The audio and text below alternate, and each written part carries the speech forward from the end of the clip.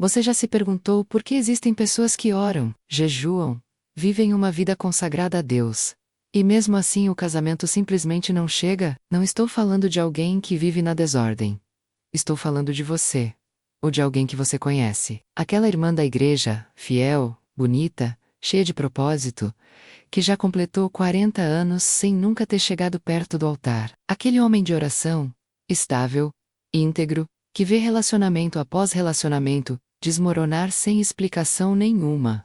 Você já olhou para essa situação e se perguntou: será que tem algo mais acontecendo aqui do que os olhos conseguem ver? Eu não vim hoje te dar uma mensagem de autoajuda. Não vim te dizer para trabalhar mais em você mesmo, ou para baixar as expectativas. Vim te contar o que eu vi por dentro, o que eu ajudei a construir contra pessoas inocentes durante anos da minha vida. E vim te mostrar que o que foi construído contra você pode ser destruído. Existe um arquivo com o seu nome. Você nunca o viu, mas ele existe no mundo espiritual. E por muitos anos, pessoas como eu trabalharam para garantir que certas promessas de Deus para a sua vida nunca se cumprissem. Em especial, o casamento.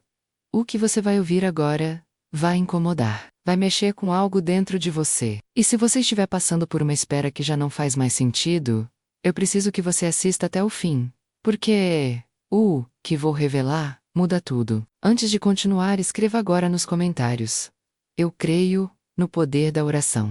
Isso não é só um gesto, é uma declaração, e declarações têm peso no mundo espiritual. Eu preciso que você entenda quem está falando com você antes de continuar.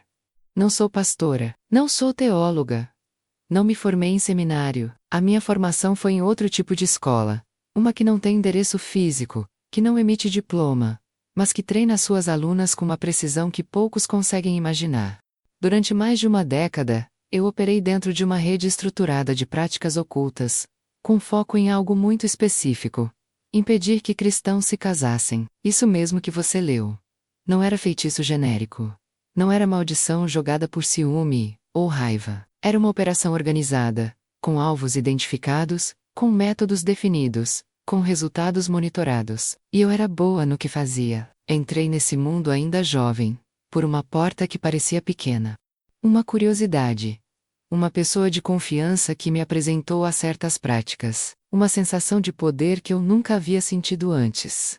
Ninguém entra achando que vai acabar onde eu acabei. A entrada é sempre suave. É sempre envolta em algo que parece proteção, conhecimento, força. Só depois você percebe o que assinou sem ler.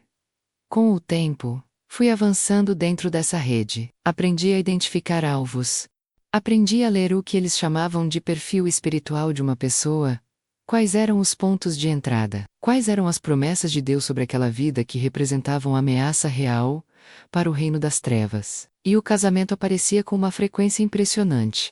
Não era por acaso. Dentro da nossa estrutura, havia uma divisão que cuidava exclusivamente do que chamávamos de operações de vínculo. O objetivo era simples na teoria e brutal na prática: identificar cristãos com o chamado real, com vida de oração ativa, com destino marcado, e garantir que eles nunca chegassem ao altar, porque um casal unido em Cristo, operando junto na oração e no propósito, representava um nível de ameaça que justificava recursos consideráveis da nossa parte. Eu coordenei operações contra mulheres que você provavelmente conheceria se eu dissesse o nome da cidade. Mulheres que enchiam igrejas com a sua presença, que oravam com autoridade, que tinham palavra de Deus na boca, mas que chegavam em casa e choravam sozinhas sem entender por que o casamento nunca vinha. Eu sabia por quê. Porque eu estava do outro lado construindo o bloqueio tijolo por tijolo. Hoje eu tô aqui, convertida, liberta e carregando uma responsabilidade que não me deixa em silêncio. Porque tudo o que eu aprendi a construir, eu agora sei como destruir. E é isso que eu vim te ensinar. Deixa eu te contar como isso funcionava na prática, na UM Teoria. Na prática real, com nomes em arquivos, com datas, com intervenções planejadas semanas antes de acontecerem. Quando uma pessoa entrava no nosso radar, o primeiro passo era o que chamávamos de mapeamento. Não era nada sobrenatural no sentido que você imagina. Era quase clínico. Observávamos o histórico relacional da pessoa. Quantos relacionamentos havia tido, em que ponto cada um havia terminado. Qual era o padrão emocional que ela repetia? Se havia buscado Deus em relação ao casamento, ou se tinha desistido de orar por isso. Esse mapeamento nos dizia onde a pessoa estava vulnerável e por onde a operação devia entrar. O que me marcou desde o início foi perceber que os alvos mais vigiados não eram os cristãos fracos, Irã, ou os fortes. Quanto mais clara era a unção sobre uma vida, quanto mais evidente era o chamado, mais ativo era o arquivo daquela pessoa na nossa rede. Isso me perturbava às vezes, mesmo dentro do sistema. Havia uma jovem, vou chamá-la apenas de Miriam, que eu acompanhei por anos, sem ela jamais saber da minha existência. Miriam tinha algo raro, uma presença espiritual que incomodava qualquer ambiente contaminado. Quando ela orava, algo acontecia. Eu sabia disso porque eu sentia do outro lado, e justamente por isso, o arquivo dela era um dos mais volumosos que eu já vi. Cada relacionamento que ela iniciava recebia atenção imediata da nossa parte. Mas deixa eu te explicar o mecanismo que estava por baixo de tudo isso, porque é aqui que a maioria das pessoas não enxerga e continua sofrendo sem entender. O mundo espiritual opera com uma lógica de direitos. Não é aleatório, não é caprichoso. Para que uma operação contra uma vida cristã tenha sustentação, ela precisa de um ponto de apoio, algo que justifique a entrada. Dentro da nossa rede, chamávamos isso de fundação legal, e a busca por essa fundação era parte essencial do trabalho. Essa fundação podia ser muita coisa: um relacionamento passado, que havia gerado um vínculo de alma não rompido; uma palavra negativa, pronunciada sobre a vida matrimonial da pessoa, por alguém com autoridade sobre ela; um pai, uma mãe, um líder religioso, que em um momento de frustração disse algo que ficou gravado no espírito; uma participação, mesmo inocente, em alguma prática que abriu uma porta. Às vezes era algo que a própria pessoa havia feito, sem entender o peso espiritual do gesto. Às vezes era algo que havia sido feito contra ela ainda na infância. Quando encontrávamos essa fundação, a operação tinha estrutura para durar, e as mais longas, as que se estendiam por anos e às vezes décadas, eram sempre as que tinham uma fundação sólida, que a pessoa jamais havia identificado e jamais havia tratado diante de Deus. Agora deixa eu te dizer algo que vai mudar a forma como você lê o seu próprio histórico. Sabe aquele relacionamento que terminou sem explicação? Aquela pessoa que sumiu do nada depois que tudo parecia caminhar bem? Aquela sensação de que quando você se aproxima de alguém com potencial real, algo invisível empurra a situação para o colapso? Isso terminou. Não é insegurança sua, não é falta de preparo, não é o tempo de Deus sendo simplesmente misterioso. Em muitos casos, é uma operação ativa com método, com intenção e com um agente responsável por ela. Dentro das nossas operações matrimoniais, havia 3 métodos principais que usávamos com mais frequência. Eu vou detalhar cada um deles, porque quando você os reconhece pelo nome, você passa a ter autoridade para quebrá-los pela oração. O primeiro método era o que chamávamos internamente de travamento emocional. Não era um bloqueio visível. A pessoa continuava querendo se casar, continuava orando, continuava aberta, mas algo dentro dela sabotava sistematicamente qualquer conexão que chegasse perto do real. Isso se manifestava de formas diferentes dependendo do perfil. Em algumas pessoas produzia uma exigência impossível, uma lista interna de critérios que nenhum ser humano real conseguia preencher. Não porque a pessoa fosse arrogante, mas porque o padrão havia sido adulterado espiritualmente, para garantir que ninguém passasse pelo filtro. Em outras pessoas, o travamento produzia o efeito oposto, uma atração constante pelas pessoas erradas. O disponível, o saudável, o que estava no alinhamento correto, não gerava nenhuma faísca. Mas o comprometido, o emocionalmente fechado, o que claramente não levaria ao altar, exercia uma atração que a pessoa não conseguia explicar, nem controlar. O segundo método era a interrupção de encontros, e esse era o mais artesanal do nosso trabalho porque exigia intervenção nos detalhes mais cotidianos da vida da pessoa. O evento onde ela deveria conhecer alguém, ela não comparecia por um imprevisto de última hora. O amigo em comum que deveria fazer a apresentação esquecia, adiava, se distraía. A primeira conversa que deveria aprofundar era atravessada por um mal-entendido, que não deveria ter acontecido. Cada um desses episódios, isolado, parece coincidência, mas quando se repetem em padrão, ao longo de anos, não são coincidência, são intervenção. O terceiro método era o mais longo e o mais cruel, porque não privava a pessoa de relacionamento. Enchia a vida dela de relacionamentos que nunca iam chegar ao altar. Pessoas que chegavam com intenção aparente, que ficavam por um tempo suficiente para que a pessoa investisse emoção, tempo, oração, esperança, e que depois saíam deixando uma ferida nova sobre as anteriores. Cada ciclo desse enfraquecia a fé, aumentava a dúvida, aprofundava a narrativa de que havia algo errado com a própria pessoa. Eu acompanhei esse ciclo, destruir mulheres e homens de fé genuína. E o pior, não era dor. Era a conclusão que eles chegavam no final.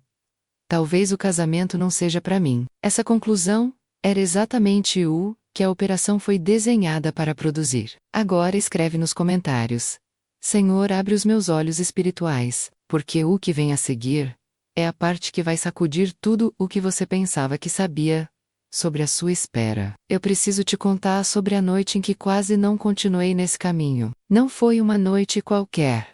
Foi a noite em que recebi um arquivo diferente de todos os outros que havia recebido antes. E foi também a noite em que algo dentro de mim começou a rachar. Embora eu ainda levasse muito tempo para entender o que aquela rachadura significava, o arquivo chegou com uma marcação que eu raramente via. Dentro da nossa hierarquia, certos alvos recebiam uma classificação especial, que indicava nível elevado de prioridade.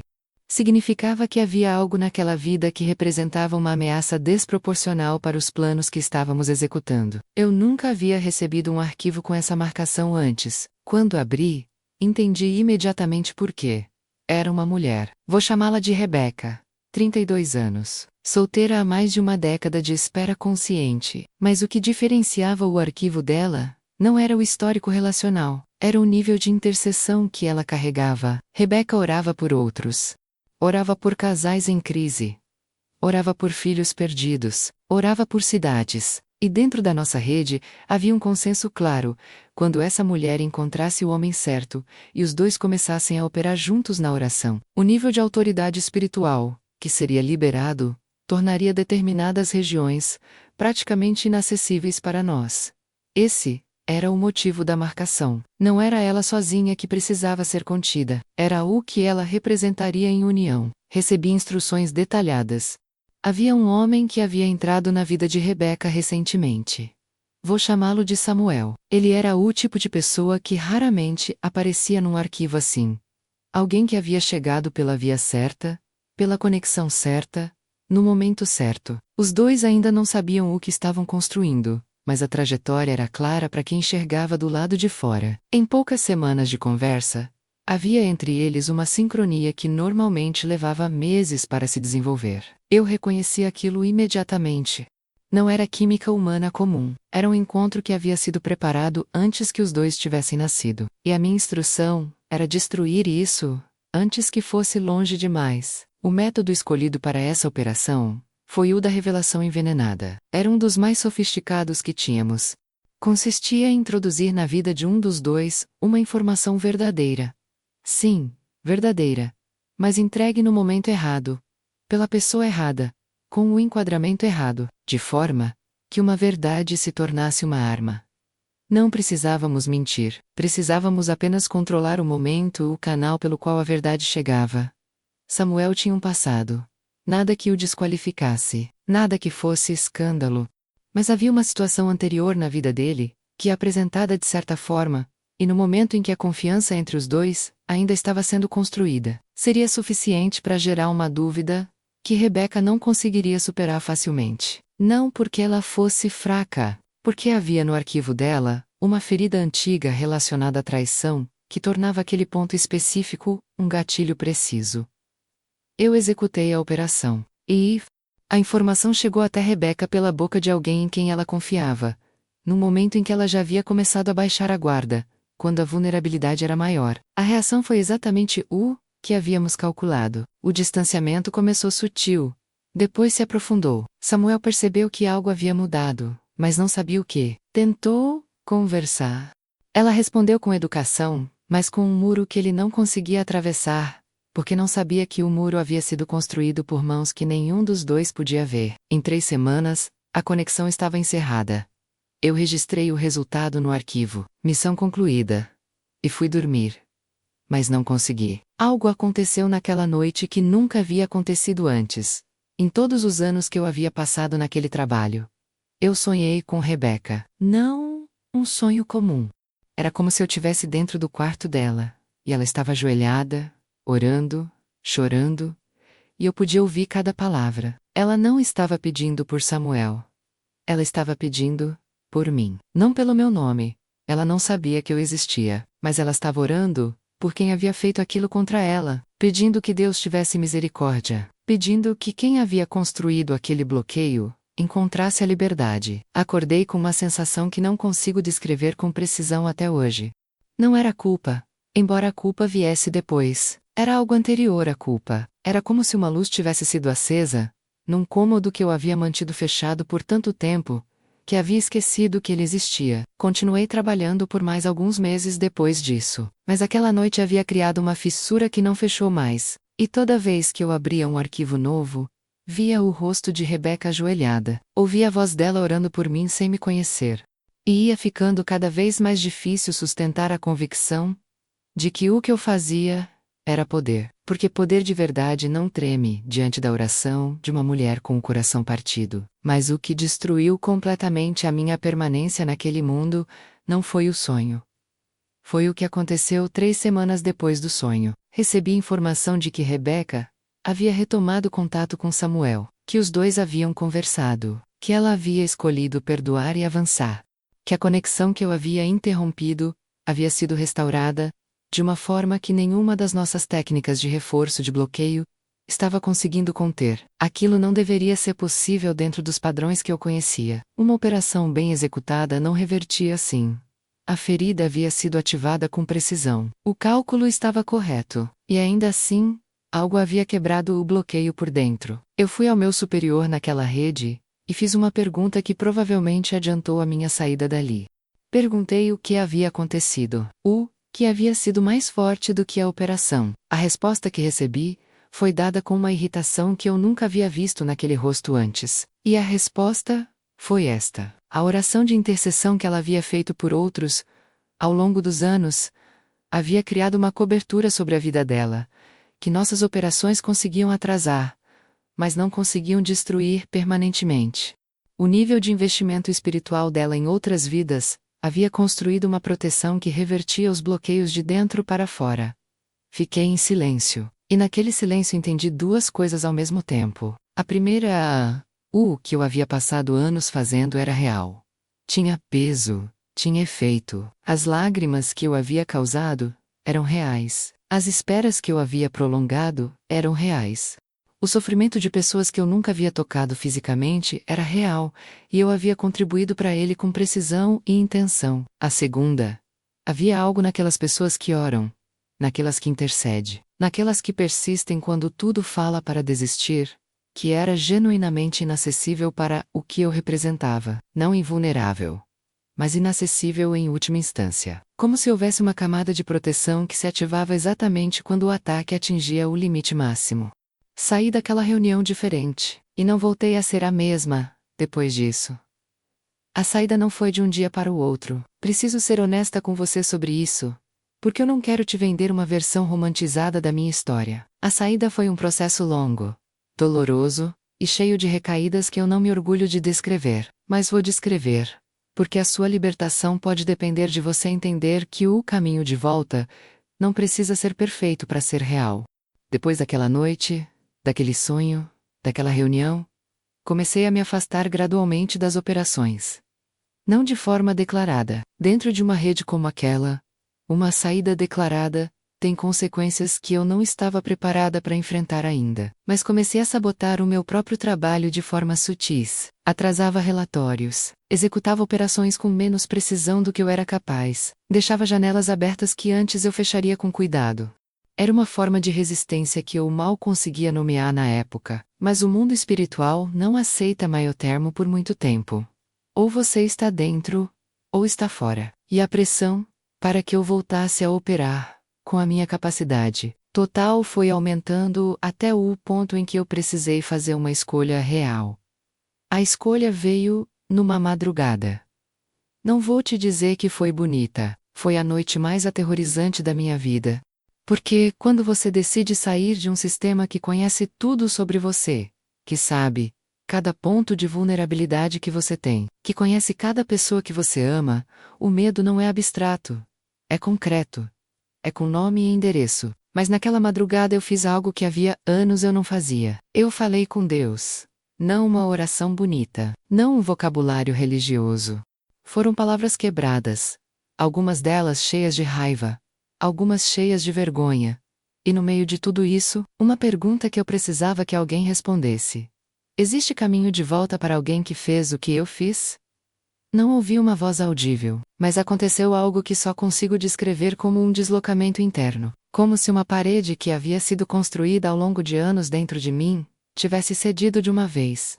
E no espaço que abriu, uma sensação que eu havia esquecido completamente que existia. Não consigo chomolar de outra coisa senão presença. Uma presença que não acusava, que não listava o que eu havia feito, que simplesmente estava ali como se sempre tivesse esperado que eu chegasse até aquele ponto corê, por horas, não de medo, de alívio. Nos meses seguintes, busquei ajuda. Encontrei uma comunidade de fé, onde havia pessoas que entendiam o que significa sair de um envolvimento profundo com o oculto, que não simplificavam o processo, e que não me tratavam como troféu de evangelização. Passei por um processo de libertação que foi conduzido com seriedade, com oração, com autoridade e com paciência. Não foi uma sessão, foi um processo. Camadas sendo removidas uma a uma. Vínculos sendo cortados, compromissos sendo desfeitos, memórias sendo entregues. E aqui está o que preciso que você entenda. Cada coisa que eu fiz para construir bloqueios na vida de outras pessoas, eu tive que desfazer na minha própria vida primeiro. Cada mecanismo que eu havia usado contra outros, havia sido usado contra mim também. Às vezes por outros dentro da mesma rede, às vezes pela própria estrutura do sistema em que eu havia entrado. Ninguém sai ileso de um comprometimento com as trevas. Ninguém o que você oferece como instrumento, você também sofre como alvo. Quando comecei a entender isso, minha percepção sobre as pessoas que eu havia prejudicado mudou completamente. Porque eu havia sido como elas em algum nível. Alguém com promessas reais sobre a minha vida, que haviam sido sistematicamente travadas. Não pelo mesmo método, mas com o mesmo efeito. E a libertação que eu estava experimentando, aquela sensação de camadas sendo removidas, de espaço sendo criado onde antes havia compressão, era o que eu havia passado anos roubando de outras pessoas. Essa percepção não me destruiu, me transformou. Comecei a orar pelos nomes que eu lembrava, pelos arquivos que eu havia alimentado, por Rebeca, por todas as Rebecas, e todos os Samuéis que eu havia atingido ao longo dos anos. Não sei o que aconteceu com cada um deles. Não tenho como saber, mas sei que a oração tem alcance que a nossa visão não tem. E sei que Deus é capaz de restaurar o que foi roubado, mesmo quando o ladrão já não tem mais acesso ao cofre. Hoje eu sou uma mulher diferente. Não perfeita, não sem cicatrizes, mas livre. E a liberdade que eu experimento hoje tem uma qualidade que o poder que eu exercia antes nunca teve. Porque o poder das trevas sempre cobra, sempre exige, sempre amedronta para manter você dentro. A liberdade em Cristo não cobra. E isso que eu tenho hoje, essa liberdade, esse conhecimento do que foi construído contra você, e de como destruir, é o que eu vim te entregar agora. Se você está ouvindo isso e sente que a sua história tem pontos de contato com o que eu descrevi, eu preciso que você saiba. O mesmo Deus que abriu uma saída para mim, está mais do que capaz de abrir uma saída para o que está travado na sua vida. Não importa quanto tempo durou. Não importa quantas vezes o ciclo se repetiu. Não importa o quanto a narrativa do defeito pessoal já se instalou na sua cabeça. O que foi construído por mãos humanas e por forças espirituais pode ser desfeito pela autoridade do nome de Jesus. Compartilhe esse vídeo agora com alguém que você conhece que está nessa espera. Alguém que já desistiu de entender por quê. Alguém que precisa ouvir que o bloqueio tem nome e que o nome de Jesus é maior. Agora eu quero te dar ferramentas. No IT. Ferramentas reais que você pode usar a partir de hoje na sua vida de oração. Tudo o que vou te ensinar agora está fundamentado no que eu aprendi por dentro daquele sistema e no que a palavra de Deus confirma com uma clareza que me impressiona até hoje. A primeira coisa que você precisa entender é que orar pedindo não é o mesmo que orar com autoridade. Durante anos dentro daquela rede, nós não tínhamos medo de cristãos que pediam. Tínhamos cautela com cristãos que declaravam. Existe uma diferença enorme entre chegar diante de Deus dizendo Senhor, quando vai chegar o meu casamento e chegar diante de Deus dizendo Pai, eu declaro que todo ataque contra a minha vida matrimonial é quebrado agora pelo sangue de Jesus Cristo. A primeira oração é sincera, e Deus a ouve. Mas a segunda aciona um mecanismo diferente. Ela não pede que Deus resolva, ela exerce a autoridade que Cristo já delegou ao crente, para desfazer o que foi construído contra ele. Lucas 19 não é uma sugestão. É uma declaração de delegação. Eis que vos dou poder para pisar serpentes e escorpiões, e toda a força do inimigo, e nada vos prejudicará. Esse poder não é reservado para pastores ou profetas. É do crente. De você. E ele só funciona quando é exercido, não apenas admirado. A segunda ferramenta é o que eu chamo de inventário relacional honesto. Antes de qualquer oração de libertação matrimonial, você precisa sentar em silêncio diante de Deus e fazer uma lista. Não uma lista de culpa, uma lista de pontos de entrada que podem estar sendo usados como fundação legal para um bloqueio na sua vida. Anote cada relacionamento passado que envolveu intimidade física fora do casamento. Não para se condenar, para romper os vínculos de alma que foram criados e que podem ainda estar ativos espiritualmente mesmo que a relação tenha terminado há anos. Um vínculo de alma não rompido é como uma porta entreaberta. Você não está mais naquela relação, mas a conexão espiritual permanece, e pode ser usada como canal de influência sobre as suas emoções e atrações, até hoje. Anote também palavras que foram pronunciadas sobre a sua vida matrimonial, com peso de autoridade. Um pai que disse que você nunca ia encontrar ninguém. Uma mãe que, em momento de raiva, declarou algo negativo sobre o seu futuro. Um líder que malintencionado, ou ingenuamente, falou algo que ficou gravado. Palavras pronunciadas por figuras de autoridade têm peso espiritual real, e precisam ser explicitamente anuladas pela sua declaração de fé. Anote qualquer envolvimento, mesmo que considerado pequeno ou curioso, com práticas que abriram portas, simpatias feitas para atrair amor, consultas a pessoas que trabalham com amarrações ou leituras sobre relacionamentos, participação em rituais mesmo, que você não soubesse exatamente o que estava fazendo. Cada um desses pontos precisa ser confessado, renunciado e coberto pelo sangue de Jesus, explicitamente. A terceira ferramenta é a oração de ruptura de vínculo. Essa oração é feita em voz alta. O mundo espiritual não responde ao seu pensamento, responde à sua declaração. Você pronuncia o nome da pessoa com quem houve vínculo e diz com clareza e com fé: eu rompo e dissolvo todo vínculo de alma formado entre mim e essa pessoa, pelo sangue de Jesus Cristo. Declaro que essa pessoa não tem mais nenhum direito espiritual sobre minhas emoções, minha capacidade de amar, meu coração, ou meu futuro matrimonial. Minha alma inteira, livre e restituída em Cristo. Depois dessa declaração, muitas pessoas relatam uma leveza imediata. Outras sentem choro sem explicação. Outras sentem simplesmente um silêncio diferente, mais limpo. Cada experiência é válida. O que importa é que a declaração foi feita com fé, e que o sangue de Jesus não volta vazio.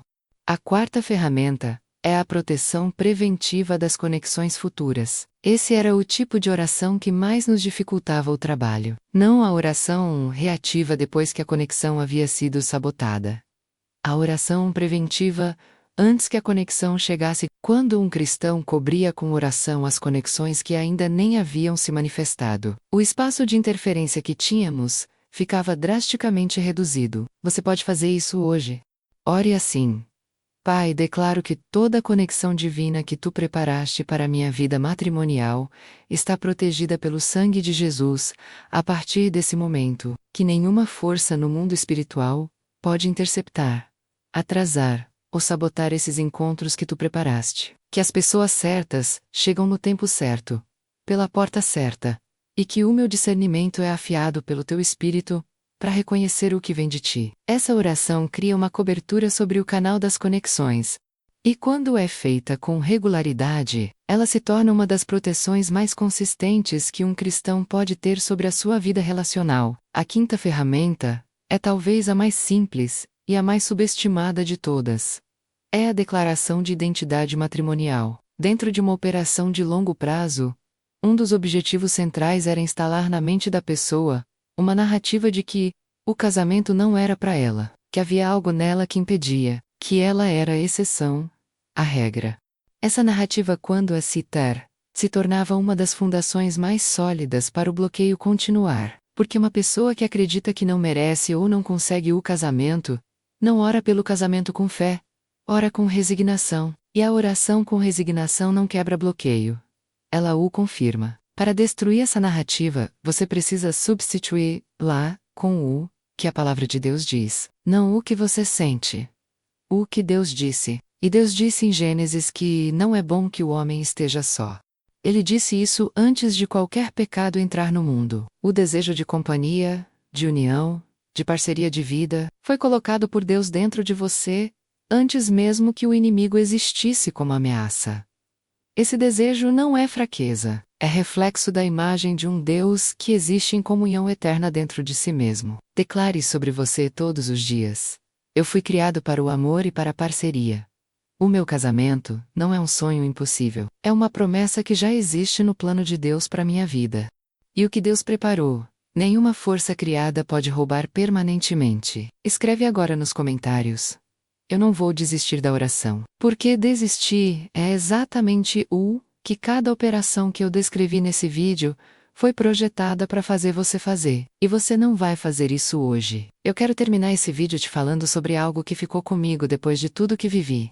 Quando eu estava dentro daquele sistema, havia uma coisa que me era dita com frequência pelos que estavam acima de mim na hierarquia. Era uma espécie de princípio que justificava todo o trabalho que fazíamos contra casais e contra projetos matrimoniais de cristãos. Eles diziam: um casal unido em propósito é mais perigoso para nós do que qualquer ministério individual. Destrua a união antes que ela aconteça, e você neutraliza uma geração inteira antes que ela nasça.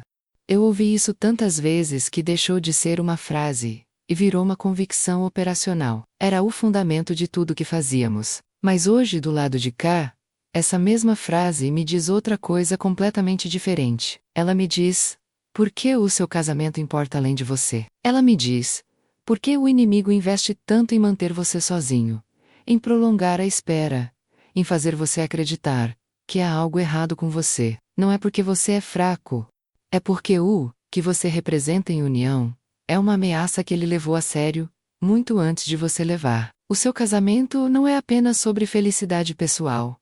Não é apenas sobre ter companhia, é sobre uma autoridade espiritual que dois se tornam quando estão unidos em Cristo, orando juntos, construindo juntos, intercedendo juntos. É sobre filhos que carregarão um legado de fé, que começou com uma decisão sua, de não desistir. É sobre uma família que será uma base de operações do reino de Deus, numa geração que vai precisar de bases sólidas. Isso é o que está em jogo na sua espera.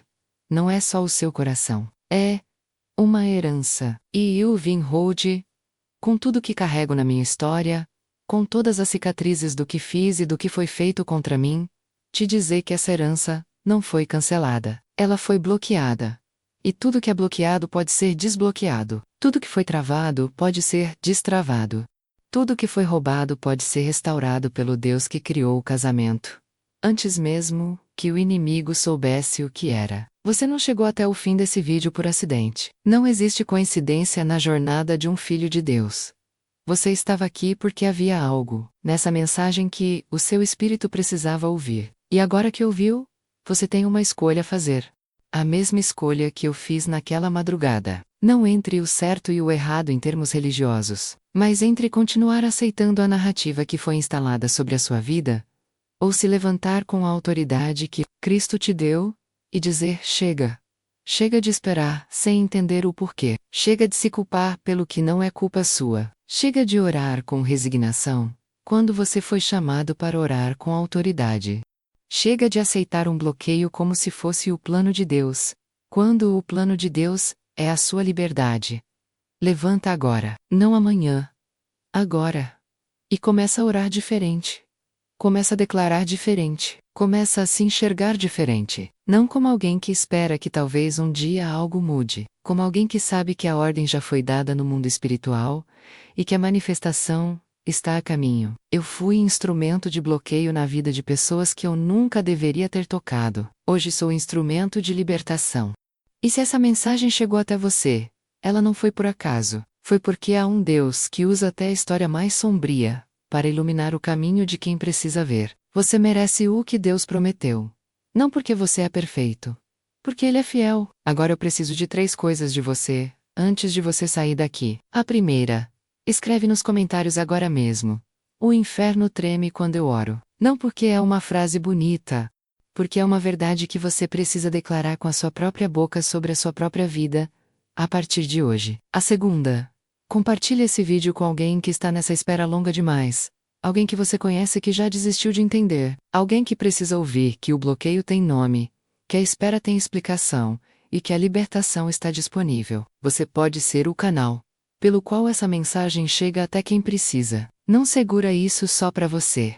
A terceira: se inscreve no canal e deixa o like agora. Não por número, porque há muito mais ainda para ser revelado aqui. O que foi compartilhado hoje é apenas uma parte do que está por vir, e você não vai querer perder o que vem a seguir. Obrigada por ter ficado até aqui. Obrigada por ter ouvido uma história que não foi fácil de contar. E obrigada por ter tido a coragem de considerar que talvez a sua espera tenha uma explicação que vai além do que os olhos veem. O seu tempo chegou. Agora vai.